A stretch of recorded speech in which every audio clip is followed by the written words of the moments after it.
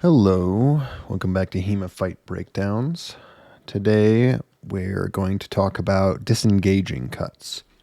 So there's a concept that happens in pretty much any sword fight, which is when two people get very, very close to each other to the point where they can no longer cut each other effectively. At which point both people need to separate themselves. But this presents an opportunity. Whenever two people are separating from a close engagement where nothing happened, there is abundant opportunity to throw a cut towards your opponent that they're not expecting. But what we're specifically going to talk about here is what kinds of cuts you throw from there. So first, we're going to watch the exchange. Oh! Now, the important thing to pay attention to here is when the two Overhouse meet, or if they could be called Overhouse, this exchange has both fighters get very, very close to each other to the point where they can really not effectively throw anything without the other person being able to effectively block it or without it just getting jammed. Now, the second the fighter on the right starts to back away, there's an opportunity here for a follow-up cut from both fighters.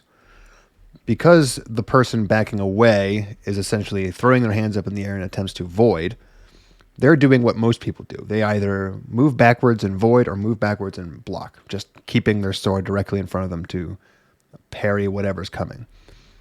But the person on the left here has a great idea, which is to throw that follow-up cut low. And whenever you're disengaging from people, there's always the, I guess you could say, human instinct to just throw the first cut that comes to mind.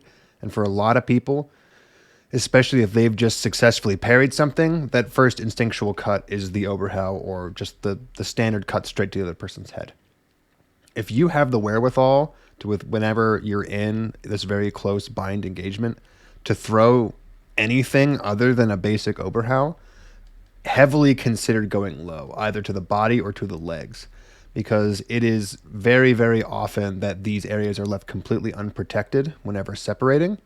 And most importantly, it's almost impossible to block in general. Now, what obviously could have been done better here is that if the fighter on the right had thrown their own counterattack, perhaps from this hanging guard, their ability to land it would have been hampered severely by the fact that they were running backwards, and the quality of that cut would have been very questionable. Fighter on the left does something, again, pretty intelligent, which is instead of just walking forward to deliver that cut, or staying perfectly still, they throw a little bit of sideways footwork. And what this helps them do is the second that cut is landed, they put that hang and parry back up. And now, because they've been moving off to the side, they're at an extremely long distance from their opponent. No follow-up is really possible. And that guard is up just in case somehow at this point the other fighter realized they were going to get hit and instead tried to throw something high right about here.